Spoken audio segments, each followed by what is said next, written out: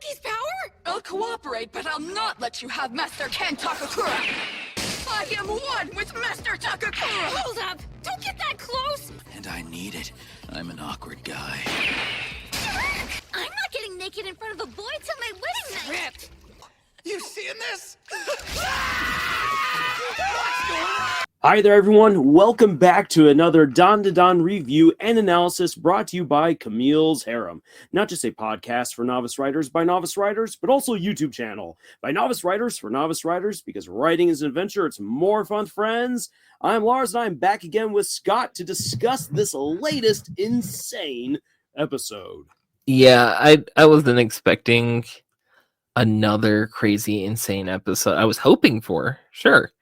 But I wasn't expecting another one kind of similar to episode 2 with the insane fast pacing and just the goofy, fun character drama at the same time. And this episode delivered. Oh man, it delivered.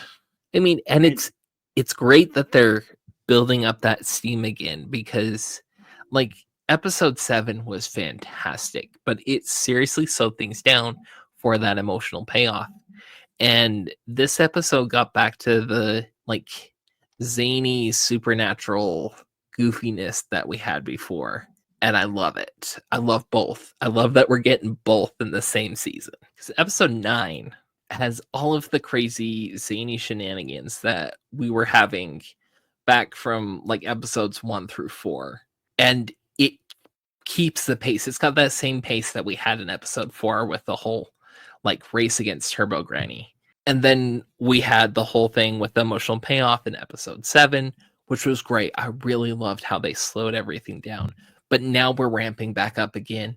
And that zaniness and bizarreness that was present at the start of the show is back in full force. And it's beautifully done. I love how everything's put together into this wonderfully dynamic show that I can't help but love. Oh yeah, it's Dandadan just keeps getting better and better with each episode, and the amount of energy and care and love that goes into it is sustained, if not climbing. And that's incredible to see, because so many shows don't achieve that. They kind of find a nice equilibrium and then just go at their pace until they get to like that scene or that episode that they really want to put all of their cards into. But with Dandadan, each episode is treated like it's the best. Right. And that's what I like to see. So let's recap this a little bit, because a lot happened this episode. The pacing was just so over the top. So in this episode, we pick up immediately where we left off the last time, with Ira now manifesting her new red silky acrobatic powers, and she hops right on in to save Okarun, which is great. The unfortunate thing is that even with her new powers and the fact that the aliens have no way of really understanding her, they've never seen her before or her powers. So they haven't yet figured out how to compensate for that. The aliens still have their psychic shields and barriers that they can use to block them off. And as they are focusing on Okarun, they try to have their boxer alien really hone in on Ira and wipe her out. And it's not looking all that great until Momo shows up and finally provides the assistance that they need, since she can block their psychic abilities, unleash Okarun and Ira to their fullest potential, and then things really get off the rails. And that is in part thanks to the fact that Ira keeps on referring to Okarun by his actual name, Ken Takakura, which, as we've seen already in previous episodes, makes Momo short circuit. She goes slightly bonkers when she hears the name of the guy that she likes. And so she short circuits, gets angry, keeps on making these hilarious mistakes, which then have bad consequences for Okarun and Ira as they keep reverting back to being regular humans and then getting smashed by the psychic powers of the aliens. So they have to learn how to communicate and work together and put up with each other really quickly. And when they do, we find out that they are actually a really good, solid team. The aliens, however, do also have others on their side. Remember that there is Nessie. So even after the Serpo aliens make sure to beef up the boxer and turn him into the ultimate punching crab, they still need the assistance of Nessie. Unfortunate thing for everyone involved is that Nessie is just there to cause havoc and destruction, and even turns on his employers. So even though the boxer, the crab punching alien, does get a really good hit on Ira and kind of takes her out of the fight for a moment, that doesn't matter anything when Nessie starts shooting laser beams everywhere and starts killing his allies. So the teens now have to scatter, and Momo and Okarun finally start addressing the heart of the problem that's been keeping them apart this whole time. And as Okarun says, hey, look, if you want to get over this, you just got to talk to me, okay? Let's communicate. But right now, let's also make sure that we save Ira. And so they start working together.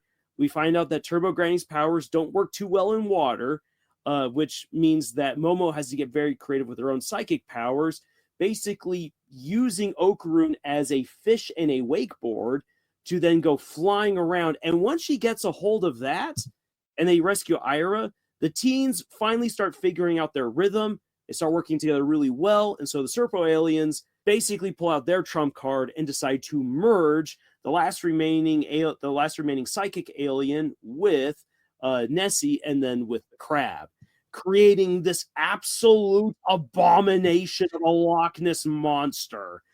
And that's where the fight really comes on in.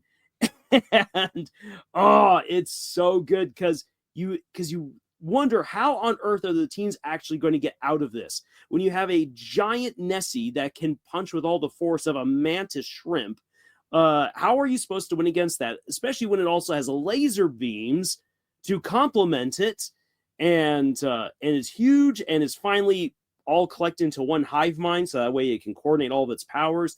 How do you win? You win by using the information that we got from the previous episode, utilizing the weakness of the mantis shrimp as well as the weakness that Nessie inadvertently showed off early on, which is you need to get the creature out of water in order to break its arms, and then you need to cut off its ability to access water. The moment that you do that, this entire monstrosity is weakened, and Momo, Ira, and Okarun work together to create a nice road for Okarun to shoot like a missile right through Nessie's face, blowing up this alien monstrosity. And then the teens finally return to their normal school. Everything seems to be great, except that they're naked. And everyone sees them naked. And the episode ends with Ira, Okarun, and Momo rushing off down the hallway for everyone to see.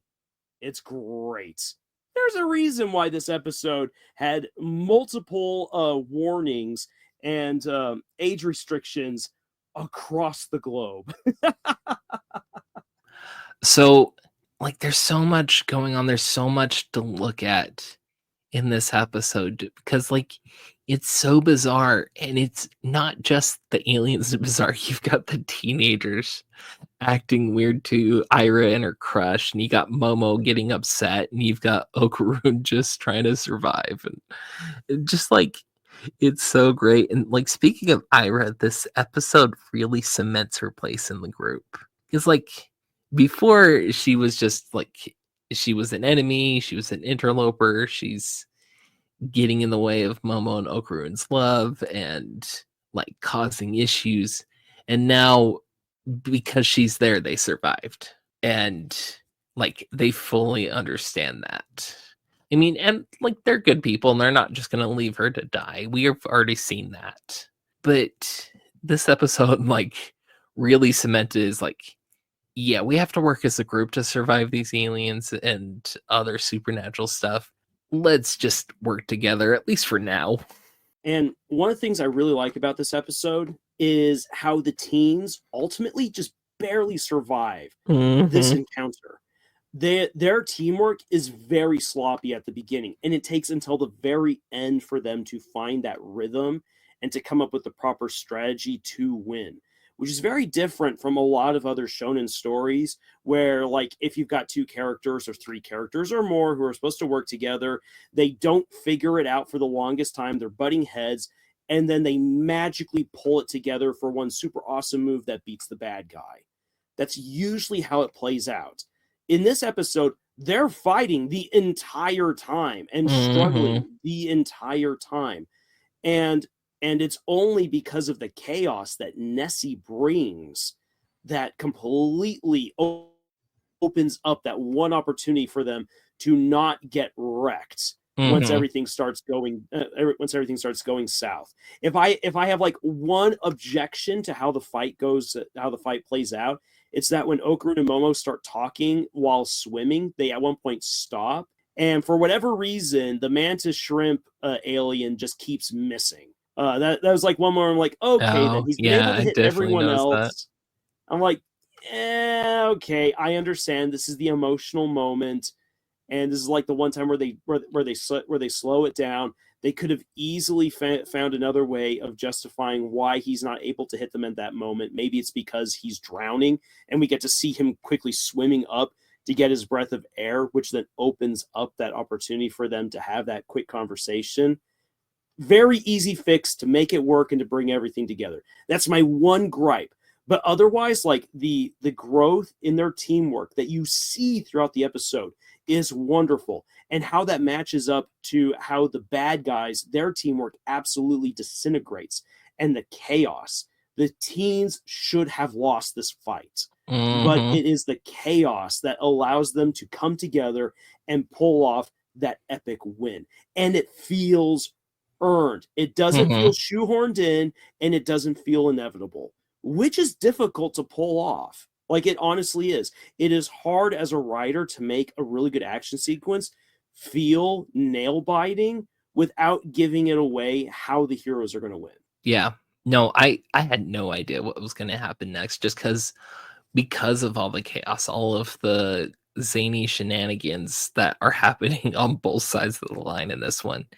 And I love how the setting continued to get worse as it went, because like it's very much horror genre like levels of thing. Like they suddenly find themselves in their school, but it's not their school, and the water level keeps rising, and it just keeps rising and rising and rising until it's just all water. And then like in the meantime, it's stripping away their defenses, so like they're not able to like hide or take refuge anywhere, because the crazy laser beam or the mantis shrimp punches are just going to tear through their hiding places. And it's like very obviously seen when their clothes just disappear, which is one of the like goofiest like awkward points of the story. And I love how it like ups the ante for the characters as they're like having to deal with their embarrassment and the fact that they don't want to die at the same time. But like it's that horror genre like aspect, because it's like those clothes are a defense. Like we get rid of those and you can't stop us. And it's just another like machination by the aliens to like scare the kids and win at the end. But they don't realize these kids aren't going to give up. Like these kids are survivors. And so they're going to keep going until they're able to get out alive. And building what you said there about the horror element, like as the place just keeps getting worse and worse, like towards the end of the fight, there's almost no place left where they can even go for air. Like the school is just slowly becomes more and more water to build that perfect trap for the teens. Like it's so well done.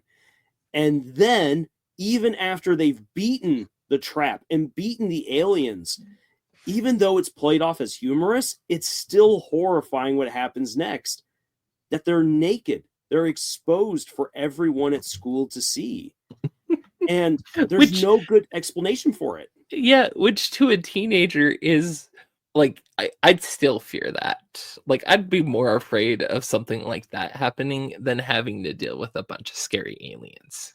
Mhm. Because I have a better grasp of what the consequences are to that kind of thing than I am dealing with a bunch of aliens. Oh yeah. And the thing is this is that if people could see the alien fight, then they would justify the alien fight. That would make absolute sense. But the whole getting naked and fighting naked, they're like what, why?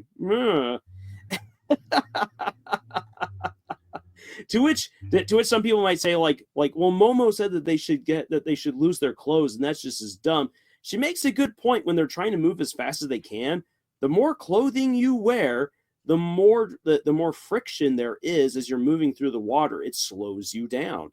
And at super fast speeds, anything, not only will it slow you down and potentially hurt you, it could also cause you to veer off at an awkward angle in the water. And so Momo is trying to use her friend Okarun as a waterboard / missile, and that's already difficult enough, as she has to constantly be using her powers to like squish him in the line that she wants him to go, because otherwise he'd either come to a dead stop and hurt himself, or he might veer off in a random direction. Oh, I love how chaotic this episode got, though. And I feel like a lot of writers, a lot of artists should look at this as a very positive example of like what to do when you want to make a story fun, when you want to make it exciting, you want to make it epic. Because the story has all of that in one. And it's because it's not afraid to pull its punches. It's not afraid to be weird. And what I mean by weird in this sense is that, like, when you go into an idea and you decide to pull back from that idea in some way or another, and it comes, like, it can come out as half-hearted. It can come out as, like, not as fleshed out as it should be. And so when you decide to tone it down like that, it lessens the amount of like epicness and fun that can be there. I'm not saying you need to like run full tilt into every single idea. Please don't run full tilt into every idea that's out there. But if you feel like you can get away with it and that you've like made it properly fit in the story, please stretch those boundaries. But like, I guess what I'm trying to say is like there's certain topics you don't want to get into stuff that deals with like people unaliving themselves, or like if you have any like things happening with like SA or anything like that, you want to be very careful with. You don't want to dive too far into that or too far into like certain ways of describing that. But in a lot of other kind of ideas and stories, I feel like people pull back from that stuff and it's not as fun. And within the show itself, let's actually give like a quick example. So when we got the backstory for the Red Silky, like we get a gorgeous and heartrending sequence leading to the poor woman throwing herself off of a roof. And so it goes there. However, we didn't get to see the body go splut. We don't have this overextended horrific sequence like if you're watching Attack on Titan with a lot of gore or a lot of horror. The show knew when to pull back, but it still went right up to that line and took its time to get you emotionally invested.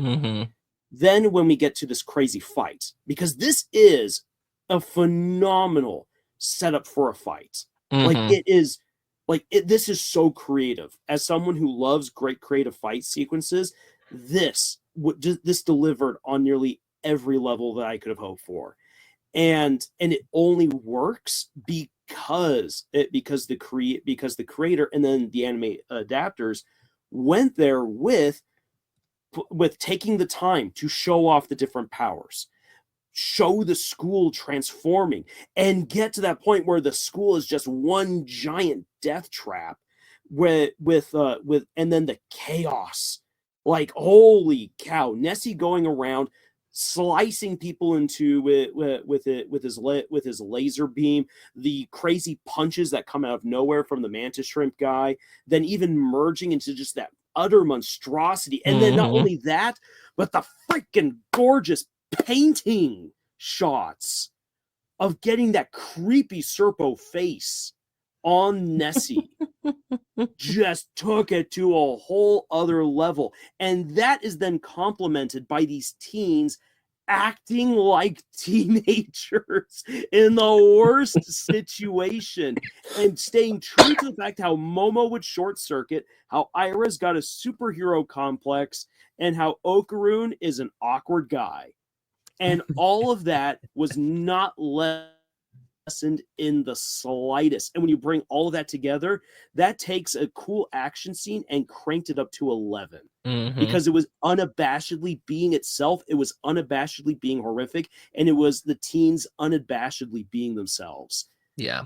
That is not pulling your punch. Exactly. Which I think, especially with Okarun, is he's so awkward. He's so like, he overthinks things so much. And I do that too. I understand. But like, he overthinks things so much that when he goes into turbo granny mode and like he gets really depressed and everything, I think once he starts to actually build some confidence in his life and starts to get through that awkward phase, that's when like we're really gonna see a power up in the turbo granny mode. Because I feel like those powers especially have more to do with the mental and emotional aspects of the character than the physical ones. Yeah, I agree with that. And thinking about powers evolving, like someone might point and say, well, look at Ira, she's already able to use her powers so well. Pay attention to the fight. Ira makes plenty of mistakes. Yes, and she makes a ton of them. She's got some amazing kicking power, but ultimately her real tool is the hair.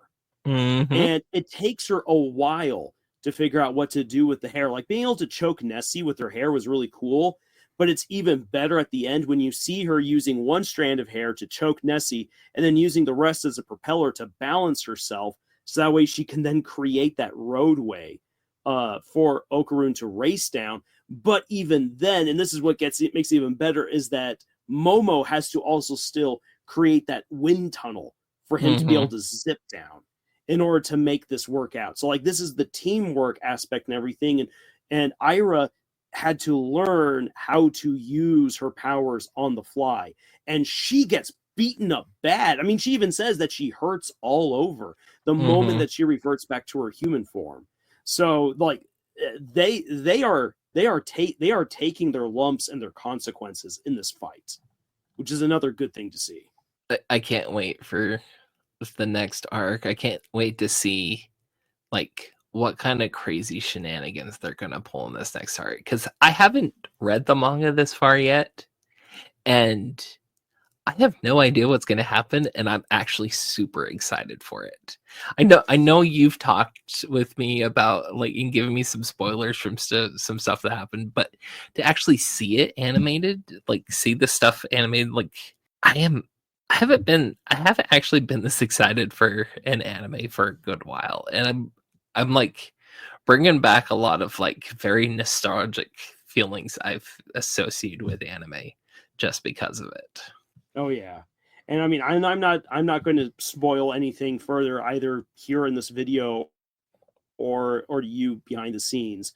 I'm just going to say I am so excited for what they're going to do next, because if they were able to pull this whole fight off animated, the next arc, I expect we're going to get blown away. I would not be surprised. I would not be surprised if we get another Demon Slayer season 1 kind of a moment going where like it's not just awe-inspiring to the immediate community, but it again kind of ripples out to everyone else, where people who had no idea that the show even existed begin to see some of the images coming out of the next arc and are like, what is this? I gotta check this out. I already feel like in some cases this is happening because I've already seen like the power of memes just constantly amazes me, but I've seen memes for this on Reddit specifically go into different subreddits that aren't anime specific. And I'm like, that's fun. I like where that's going. Oh yeah. It's it's so good. I've tried to invite another friend of mine to see this. She declined on account of what happens to Okarun, and so I'm just all like, we will try this again later. Yeah. Granted, the show isn't for everyone, and I will admit that. But I think it's a show that deserves an honest try from anyone who is curious about why other people love it so much. This is definitely one that if someone just simply writes it off, they're doing themselves a disservice. Kind of similar to people who wrote off Frieren after like one or two episodes, where it's all like, okay, then I understand why you might not have liked those first couple of episodes, but this is an adventure that you really got to go on. And it's kind of the same with Dandadan. You need to have watched those first 4 episodes to really experience what this show has to offer. And it's paid off with how we've gotten to episode 9. Episode 9 is maybe not as big as the race against Turbo Granny, but it's right up there with just the stakes involved and just how amazingly beautiful the writing and the action come together around these characters to deliver a story that actually progresses them. This isn't action for action's sake. This is action to help the heroes get to the next part of their adventure. Oh, this show is turning out to be a really good one. Like I said before, I'm excited to see where it's going to go. Same here. All right, everyone. So those have been our thoughts, our observations, our review and analysis for Dandadan episode 9. Really hope that you've enjoyed it. And if you've had, then please share this video out with other people. And if you haven't already subscribed to our channel, we would love it if you did so. We would love it if you would join us on this incredible adventure that we call writing. And if you'd like to further support the work that we do, then please check out the books that we have published. Links for them are in the description below. Otherwise, again, thank you so much for checking out this video. Thank you for joining us. And until the next time, y'all, tschüss. Okie